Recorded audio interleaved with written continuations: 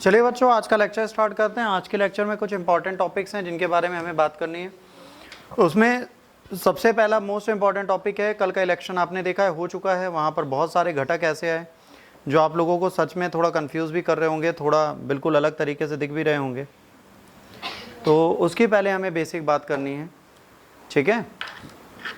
अब यहाँ पर क्या है, ध्यान से समझिए। सबसे पहले हमने बात की है यहाँ पर बीजेपी कल के इलेक्शन के फाइनल रिजल्ट में हारा है या जीता है। इसको अगर आप बेसिकली समझेंगे तो बीजेपी की हार या जीत की अगर बात करेंगे तो ऑन पेपर तो हमें लग रहा है कि भाई एक मेजॉरिटी पार्टी ये बन के आई है, इसने एक बेहतर तरीके से काम किया है, इसका रिजल्ट पॉजिटिव है, ये सारी चीज़ें तो आपको सुनने में मिल रही होंगी। बट कंसर्न ये है कि अगर 303 से 246 या 42 के बीच में आपकी सीटें रह गई, अगर थोड़ा मेजॉरिटी पार्टी की 1-2 सीट जोड़ दें, और फुल मेजॉरिटी में भी अगर बात करें आप 282 पे ही पहुंच रहे हो, तो ठीक है, आप सरकार बना रहे हो, 10 सीटें ऊपर है आपकी सरकार बनाने के लिए। बट ऐसी क्या गलती हुई कि जनता जिसको पहले बहुत हेल्दी मान रही थी, एक अच्छी गवर्नमेंट मान रही थी, 10 साल में सरकार ने ऐसा क्या कर दिया कि इसको दोबारा आने में इतनी प्रॉब्लम हुई। देखिए, पहली चीज़ ये कि इतिहास गवाह है बच्चों कि जब भी हम सरकार बनाते हैं तो हम डेमोक्रेटिक मैनर में बनाते हैं। ये जो है ये डेमोक्रेसी को दिखाती है। ये क्या दिखा रही है? It's showing democracy. ये हमको दिखाती है कि डेमोक्रेसी किस तरीके से काम करती है। जब से बीजेपी फुल मेजॉरिटी में 272 से ऊपर सीटें अपने दम पर लाई थी, 303, उसके बाद उसने इन सब की सुननी बंद कर दी थी। वो क्या कर रही थी? वो बोल रही थी भाई मैं आपकी सुनना ही नहीं चाहता, मेरी जो मर्जी होगी मैं वो करूँगा। ये जो मर्जी होंगी वो करने के चक्कर में इनकी 63 सीटें जा चुकी हैं। लास्ट बार इनको 303 का जो आंकड़ा मिला था वो इस बार नहीं आया। सबसे बड़ी बात है, उन स्टेट्स ने इनको नकार दिया जिस स्टेट्स में इनकी पैठ थी, जैसे यूपी, महाराष्ट्र। ये दोनों इनके लिए सबसे बड़ा लूपहोल बन के उभरे। ये क्यों हुआ, ये कैसे हुआ, इसके क्या कारण बने, ये आपको बेसिकली पता होने चाहिए। आपको क्या पता होना चाहिए, ये क्यों हुआ। तो देखिए, जो बीजेपी है, बीजेपी ने सिंपल सी चीज़ क्या की, बीजेपी ने अपने फंडे तो साफ रखे कि भाई हम क्या करना चाहते हैं। इंडियन नेशनल कांग्रेस की बात करें तो ऐसा नहीं इनको बहुत ज़्यादा गेन हुआ है। अगर आप इनके पिछले 10 साल पहले के रिकॉर्ड उठा के देखें तो अभी भी बहुत पीछे हैं। 99 सीट्स एक नेशनल पार्टी की जिसने सालों रूल किया है, उसकी सीट्स बहुत अच्छी नहीं है। आप ये कहोगे भाई 99 सीट लाके तुम बहुत अच्छे हो, तुम 130 135 भी लाते तो भी इनसे तो बहुत पीछे हो। तो कहीं ना कहीं ये नहीं कह सकते कि सरकार बनाने के लिए बीजेपी नाकाबिल है। पर यहाँ पे कंसर्न ये कि अगर वो सरकार बना सकती है, बीजेपी अगर सरकार बना सकती है, तो एक चीज़ ये भी कही जा रही है कि बीजेपी इस बार फुल मेजॉरिटी में सरकार नहीं बनाएगी। यस, यूपी में समाजवादी पार्टी ने जो रिजल्ट दिए हैं वो थोड़े शॉकिंग है। जो लोगों को नहीं लग रहे थे कि ये हो सकते हैं, लोगों को लगा था नहीं आएगा। बाकी ममता बनर्जी तो हमेशा से अपनी सीटें लेके ही आती हैं, वहाँ पर कोई भी सीट हारे, ये बहुत बड़ी बात है। वेस्ट बंगाल की 29 की 29 सीटें ममता जी को ही मिलेंगी, ठीक है। वहाँ की वो जगत माता हैं, उनको कोई नहीं हरा सकता और वहाँ पे किसी का कुछ होता नहीं। अब यहाँ पर सबसे शॉकिंग चीज़ है कि ये जय श्री राम के नारे लगे, जो जिनको राम लाए हैं उल्टा हो गया, जो राम को लाए हैं वो फिर आएंगे। पहली चीज़ जो आपने सिंगिंग की वही उल्टी कर दी। आप कोई नहीं होते किसी भी ऑलमाइटी को लाने वाले, आप भगवान को नहीं ला सकते, भगवान आपको लाएं। You are in politics due to the Lord Rama. आप कह रहे आप भगवान को लाए। तो दशरथ ने क्या किया था, कौशल्य ने क्या किया था, वो तो पिकनिक बना के आए थे। मोदी साहब लाए राम को, बाकी तो पागल थे सब। तो प्रॉब्लम है कि इन्होंने जो लिखा वो कहीं ना कहीं हिंदू सेंटिमेंट्स को भी हर्ट कर रहा था। इसके बाद जब इंडिया गठबंधन बना तो यहाँ पर कुछ चीज़ें ऐसी हुई जिन्होंने नकारने की चीज़ें देखी। इन्होंने समझाया कि भाई सिर्फ मंदिर से डेवलपमेंट नहीं होता। जनता को समझ में आया, हाँ भाई बिल्कुल नहीं होता। इन्होंने कहा मंदिर अभी पूरा नहीं बना, ये देखिए पीछे का भी पूरा बनना है, पेंडेंसी है।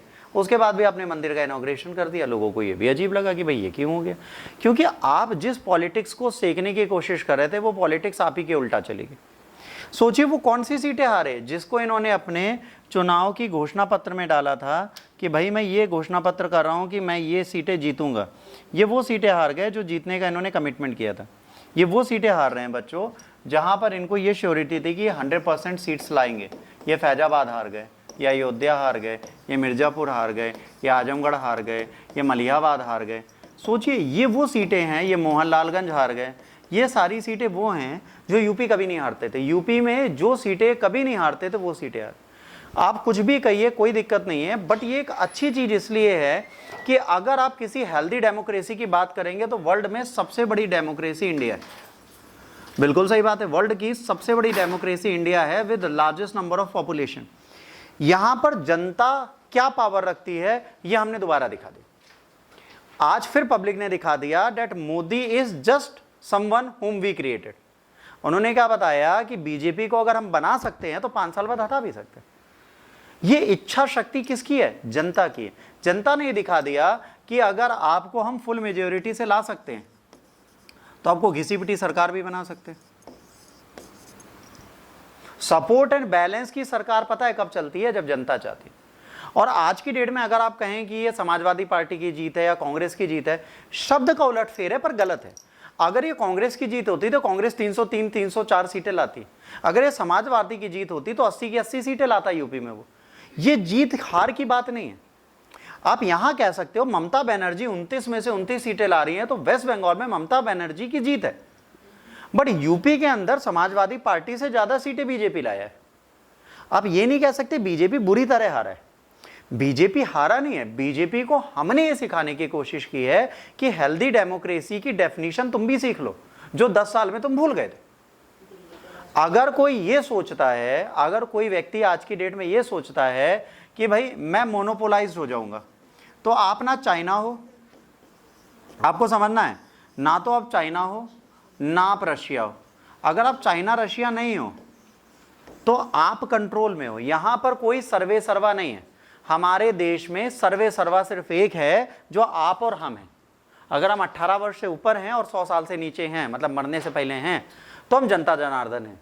हम सरकार बना भी सकते हैं, गिरा भी सकते हैं, इसकी पैठ हमने दे दी। अगर एक और चीज आपको समझनी है, यदि आप वोट देने जा रहे हैं और वोट दे के आ रहे हैं, आपकी सरकार बन रही है नहीं बन रही बात अलग है, बट आज नई बचकानी हरकतें ट्रोल हो रही हैं कि मोदी ने गुस्से में कहा कि अगर मैं प्रधानमंत्री नहीं, मैं अखिलेश को प्रधानमंत्री बना दूंगा। यकीन मानिए किसी मीडिया में मैंने ये नहीं सुना, पर लोग ट्रोल कर रहे हैं उसको। देखिए, मैं बिल्कुल मानता हूं कि हमारे देश में यूपी के अंदर मुस्लिम्स अगर किसी को देखते हैं तो यहाँ पे ओवैसी साहब तो बैठे नहीं है। सिंपल सी चीज है। यहाँ पर स्टेट फिगर में सिर्फ एक व्यक्ति है जो हिंदू मुस्लिम दोनों को बैलेंस होकर देखता है, वो है अखिलेश यादव। इंदिरा गांधी जितना देखती थी उतना अखिलेश देखते हैं। बाकी अगर आप बात करो, हमारे यहाँ एक और मैडम है जिनका नाम है मायावती, वो सिर्फ दलितों को देखती हैं। तो अखिलेश ने एक बैलेंस अप्रोच रखा हुआ है। वो बैलेंस क्या है? We will take care of Yadavs as well and we will take care of Muslim communities as well. ये एक लौता सीएम था जो ईद बकरीद में टोपी पहन के अल्लाह अकबर भी करते थे। तो वो जानते हैं कि मेरा वोट बैंक है, वो उसको छोड़ते नहीं थे बिल्कुल। और अगर आपको ये लगता है कि बीजेपी के बयार थी ही नहीं, तो मुझे सिंपल सा बताइए, इंडिया गठबंधन में लोग भगवा क्यों पहन के घूम रहे थे? इसका सिंपल सा मतलब है, लोगों को भी ये पता था कि 79% जो वोट बैंक है दैट इज हिंदू, हम उनको भी हर्ट नहीं कर सकते। साउथ में बीजेपी नहीं जीतती, बिल्कुल सही है, बहुत अच्छी चीज है, नहीं जीतती कोई, अच्छा हर जगह से जीतेगी तो फिर मनमानी करेगी। आज बिना मनमानी की सरकार आपको मिली है, तो ये कहीं ना कहीं लोकतंत्र की जीत है। और किसकी हार है? उस मोनोपोलाइज लीडर की, उन मोनोपोलाइज लोगों की जिनको ये लगता था कि हम जो चाहेंगे वही देश में होगा। आज देश में वो होगा जो जनता चाहेगी। एंड याद रखना, healthy democracy needed powerful opposition. अगर आप किसी स्वस्थ लोकतंत्र को चलाना चाहते हैं तो आपको एक मजबूत विपक्ष चाहिए ही चाहिए। उस देश में अगर मजबूत विपक्ष नहीं होगा, जो पिछले 10 सालों से एब्सेंट था, इसी के चक्कर में कुछ ऐसी चीजें भी इन लोगों ने की जो शायद इनको शोभा नहीं देती थी। इनके हारने के 3 कारण जो मुझे दिखे वो आपको बताता हूं। सबसे पहले दिखा यूएपीए का मिसयूज, दूसरा दिखा मनी लॉन्ड्रिंग एक्ट का मिसयूज, तीसरा दिखा ईडी वर्सेस डेमोक्रेसी। ईडी का भी इन्होंने मिसयूज किया। तो ये क्या जनता पागल नहीं थी? जो इन्होंने लास्ट में अरविंद केजरीवाल के साथ किया, भले उसकी पार्टी हार गई, बट उसका फायदा किसी और को मिल गया। आप डेमोक्रेसी में सबको हेल्दी मैनर में अपनी बात तो रखने दो। और इन्होंने अभी भी क्या बोला है मोदी साहब ने? मोदी साहब ने अभी भी यही बोल दिया है कि मैं दोबारा सरकार बना के इस बार हर एक भ्रष्टाचारी को, हर एक करप्शन वाले को बाहर कर दूंगा। अभी भी आप नहीं जाग रहे। आप समझिए, आप सरकार बना के हेल्दी डेमोक्रेसी के मैनर को समझना सीखिए आज की डेट में, जो आप 10 साल में भूल चुके हैं। बीजेपी ने 91 में भी एक चीज कही थी कि मेरे मुद्दे साफ है, मैं सरकार में बैठूं या विपक्ष में बैठूं, मुझे ये करना है। वो कर रही है, बट वो करते समय आपको पार्टियों का समर्थन चाहिए था, जो आपने नहीं लिया। अब आपको लेना पड़ेगा। अब बयार में क्या चल रहा है, नीतीश कुमार जी पहुंच गए दिल्ली। दिल्ली जाते ही उन्होंने एक बहुत अच्छी चीज बोली है। उन्होंने कहा है कि मुझे डेप्यूटी पीएम बना दो। या चंद्रबाबू नायडू ने क्या कहा है, उन्होंने कहा मुझे होम मिनिस्ट्री दे दो। अब ये दोनों ऐसी की पोजीशन है जो हम दे ही नहीं सकते। होम मिनिस्ट्री में वो लीडर बैठना चाहिए जो बीजेपी का मोस्ट कमांडिंग है, राजनाथ या अमित शाह।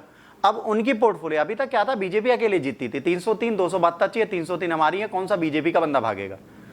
वो पावरफुल होते थे, अब वो स्ट्रांग नहीं रह गए। आज उनकी स्ट्रांग होल्ड खत्म हुई, तो अब इनको पोर्टफोलियो डिस्ट्रीब्यूशन जो करना है, अब आपके सामने एक नॉन क्वालिफाइड ग्रीडी पर्सन भी बैठा मिल सकता है, और ये कहीं ना कहीं लोकतंत्र की हार होगी। यहां पर तो चीजें फंसेंगी। अब मैं ये नहीं कह रहा नीतीश कुमार जी अच्छे लीडर नहीं है, मैं ये कह रहा हूं कि होम मिनिस्टर बनने लायक नहीं है, वो डेप्टी पीएम बनने लायक नहीं। बट अगर वो बनते हैं, वो क्या करते हैं, जैसे हम लोग लालू को भी नकार रहे थे जब कांग्रेस की सरकार थी कि लालू अच्छे रेलवे मिनिस्टर नहीं बनेंगे, बट माननीय लालू साहब ने उस समय से आज तक का सबसे प्रॉफिटेबल रेलवे बिजनेस बना के दिखा दिया। उन्होंने ये दिमाग चलाया, उन्होंने कहा ये क्या है, कह रहे ये ट्रेन है, कह रहे इसमें इधर कितनी बर्थ हैं, 1 2 3, इधर भी 1 2 3, यहाँ कितनी हैं 6, इधर कितनी है 2, इधर भी 1 बढ़ा दो, बस बढ़ गई थी। तो उधर जो साइड विंडो थी उसमें भी 3 बर्थ होती थी एक टाइम पे, तो मतलब जहाँ 6 लोग सोते थे वहाँ 9 लोगों को सवार के जा रहे थे। तो इन्होंने क्या किया, सीटें ही बढ़ा दी और उससे प्रॉफिट आ गया रेलवे का। भाई पहले तो टिकट अवेलेबिलिटी बढ़ गई, दूसरा जो इधर साइड वाले सोते थे उनको तकलीफें बढ़ गई, बट रेल यात्रा सुगम यात्रा, लोग जाने लगे। लालू का काम ये बाद में खत्म हुआ जब लालू की सरकार गई, मतलब कांग्रेस गई तो उन्होंने कहा ये 3 सीटों वाला कॉन्सेप्ट हटाओ। तो कहीं ना कहीं चीजें की जा सकती हैं, बट आज मैं इस चीज को बिल्कुल नहीं नकार सकता। Success of a democracy, why strong opposition is a must. क्यों एक स्ट्रॉन्ग अपोजिशन चाहिए, क्योंकि जो पिछले 5 सालों में बीजेपी ने किया है, that can be done only by a dictator और अ मोनोपोलाइज्ड लीडर। वो मोनोपोलाइज या डिक्टेटरशिप की आइडियोलॉजी में इसलिए जा रहे थे क्योंकि उनको रोकने वाला कोई नहीं था। उनका जन समर्थन इतना तगड़ा था, मतलब जनता ने उन्हें स्वीकृति दी थी, तुम कुछ भी करो हम तुम्हारे साथ। फिर 5 साल में कुछ भी में उन्होंने ये भी बोला था हमें मत पकड़ लेना, तो उन्होंने कुछ भी में जनता को भी जोड़ दिया, कहा यूएपीए डालो, टाटा डालो, ये डालो, वो डालो, सबको उठाते लगे। और एक चीज है जो लोगों को नहीं समझा पाई बीजेपी, वो सबसे बड़ी चीज है किसान बिल। इस किसान आंदोलन ने इनकी बहुत सीटें काट दी, पंजाब में इनका सुफड़ा साफ कर दिया। पंजाब में एक भी सीट नहीं ला रही है बीजेपी। तो आपको यह समझना है, a political party is not a party of an ideology, it is a party of nation and that should have a national ideology. अगर उसकी एक नेशनल आइडियोलॉजी होती तो शायद आज बीजेपी ना हारती। अब यहां पर सिंपल सी चीज है, स्ट्रॉन्ग अपोजिशन में इंडिया गठबंधन बैठता हुआ दिख रहा है और स्ट्रॉन्ग गवर्नमेंट में एनडीए फिर से सरकार बनाते हुए दिख रही है। ऑल्दो इन दोनों में भी उलटफेर हो सकते हैं, बट इतने उलटफेर नहीं हो सकते कि बीजेपी सरकार ना बना पाए। Then you are getting your 3rd term prime minister as a Modi only, but the world will be better a weaker Modi with health with power. इस एज में वो कमजोर प्रधानमंत्री बन के उभरेंगे जो आपको अटल बिहारी के समय पे मिल रहा था, वो दौर आ गया। अब हर साल में एक बार नो कॉन्फिडेंस मोशन आया करेगा, इनको अपना फ्लोर टेस्ट बार बार पास करना पड़ेगा, जो कांग्रेस भी कर रही थी बार बार। तो अब यहां पर अगर गलती से भी ये सब गठबंधन बदल जाते हैं, नीतीश का झूला झूल जाता है कांग्रेस की तरफ, तब भी यकीन मानिए अगर कांग्रेस और इंडिया गठबंधन किसी तरह सब कुछ तोड़ फोड़ के सरकार बनाने की कोशिश करता है, बीजेपी से चंद्रबाबू नायडू, नीतीश कुमार सबको हटा लेता है, अन्य को भी हटा लेता है और वो सरकार बना भी लेता है, तो 32 सीटें इनको छीननी है, वो फिर सरकार में आ जाएंगे। यहां पर चैलेंज ये है कि अगर एनडीए की जगह इंडिया गठबंधन भी सरकार बनाता है तो वो ऐसी सरकार होगी जो 5 साल हमें काम नहीं करने देगी। तो ये 5 साल का जो विकास है वो अब डाउनफॉल की तरफ जाएगा। 5 साल में पार्लियामेंट में लड़ाई ज्यादा होगी, काम कम होंगे, जो भी बिल हम लाएंगे वो पास नहीं होंगे। तो कहीं ना कहीं चैलेंजिंग पोजीशन इकोनॉमिक डेवलपमेंट में अब आपको बनने को दिखेगी। जो विकास आपको 10 सालों में दिखा, अरे इधर से जाते थे ये हाईवे बन गया, अरे एक और सर पे आ रहा है, वो सब रुक जाएंगे। इंटरनेशनल फोरम में हमारी पहुंच धीरे धीरे डाउन होगी, क्योंकि अब हमारे पास एक पावरफुल पीएम नहीं होगा। एक पीएम होगा जिसको सबने लाठी लगा के खड़ा किया, तो वो पीएम हमारे लिए खतरनाक होगा। तो कोशिश यही होनी चाहिए थी कि जो इलेक्शन है इसमें कम से कम 270-72 सीटें तो ये लेके आते या कांग्रेस लेके आती। बट फुल मेजोरिटी में सरकार बनने से ही देश का विकास होता है। मेजोरिटी ना मिलने से, जब आप गठबंधन करते हो, कभी भी किसी के साथ कोलैब करोगे तो एक प्रॉब्लम ही आएगी कि आपको उसको खुश रखना पड़ेगा, उसकी खुशी के लिए आपको अपनी खुशी दबानी पड़ेगी, क्योंकि आप अकेले नहीं हो। तो ये एक कहीं ना कहीं डेमोक्रेसी की चीज़ आपके लिए हार्मफुल है। और मोदी साहब को पहले से पता था जब ये सब लोग साथ में मिलेंगे, पहले भी मिल चुके हैं, फिर से मिले, तो ये पिछली बार भी मिले थे, आपको पता होगा, जब हम बात कर रहे हैं 2018-19 की, तब भी ये लोग साथ में थे, 19 में भी साथ में थे, पर उस टाइम पे इनकी पहुंच नहीं थी, इसलिए नहीं थी क्योंकि मोदी साहब के उस टाइम के डिसीजन बड़े अच्छे थे। इस बार इनके डिसीजन जो हैं उनका रिजल्ट दिख गया। समझिए मोदी साहब क्या करते हैं वो आपको कब समझ में आएगा, जब मोदी की सरकार नहीं होगी। अगर आप कहोगे देश का विकास नहीं हुआ, आप बिल्कुल झूठ बोलोगे। आज आप लखनऊ से आजमगढ़ जा रहे हो, मोदी की देन है, 4 घंटे में, कांग्रेस की देन नहीं। अगर आप लखनऊ से बनारस 6 घंटे में पहुंच रहे हो, मोदी की देन है, ठीक है। अगर आप कहोगे अखिलेश यादव ने एक आगरा एक्सप्रेस वे दे दिया, तो ऐसे 150 एक्सप्रेस वे वो दे के जा चुके हैं। अगर आज आप इलाज की सुविधाओं को अच्छा देख रहे हो, तो इनकी योजनाओं की देन है। अगर आप अस्पताल में जाते हो, वहां पर कहते हैं मनरेगा कार्ड वाले की जगह क्या कहते हैं, अगर आपके पास आयुष्मान कार्ड है तो आपका फ्री में इलाज करेंगे। तो आज गरीबों की सुनी जा रही है, वो मोदी की देन है।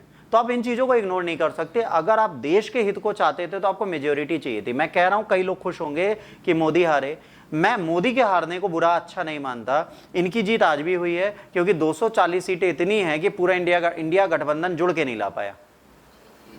तो जीत होती है भले 1 नंबर से या 2 नंबर से। If you got selected in IAS just by 1 mark, last rank करो, तब भी तुम तो UPSC के सर्वेंट हो ना। जो रो रहा है वो रोता रहेगा। तो गाने वाले गाना गाते हैं because they are a very good singers. हमें पॉलिटिक्स नहीं समझनी, हमें देखना है हेल्दी डेमोक्रेसी के लिए जो साइन चाहिए थे वो हमें मिल गए।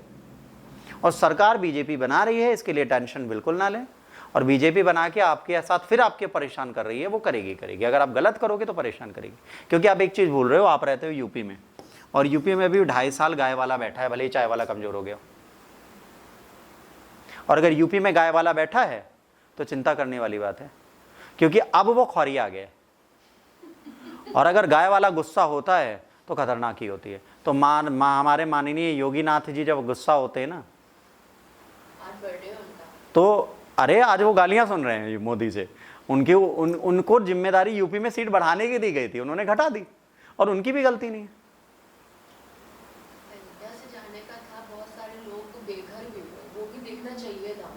देखिए राम मंदिर जब बनेगा, एक चीज बहुत बड़ी, इंदिरा गांधी के टाइम पर जब इनकी डेथ हुई थी तो राजीव गांधी ने बोली थी, जब एक बड़ा वृक्ष गिरता है तो छोटे पौधे बलि देते हैं। एग्जैक्टली सेम होता है, जब कोई डेवलपमेंट होता है तो सबको लाभ नहीं मिलता। पुश्तैनी मकान भी टूटते हैं, नए पुराने मंदिर भी टूटते हैं, मुआवजा दिया गया है।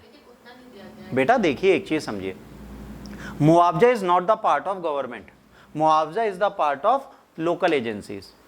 वो धांधली कर गई, वो अलग चीज। पर ठीक है, जो भी हुआ, हम कह रहे हैं इनको थोड़ा सा, ये जब कोई इंसान बहुत उड़े ना तो उसको एक ठोकर की जरूरत होती है।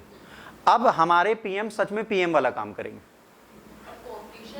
तो अब बेहतर करने के लिए इनको बेहतर करना पड़ेगा। और अगर ये बेहतर नहीं कर रहे हैं और ये कर रहे हैं और सामने वाला रोक रहा है, तो भी जनता देख रही है, ये पब्लिक है, सब जानती है, गाना अब फिट बैठेगा। समझ रहे हैं? तो ये आपका है पहला करंट अफेयर्स आज का।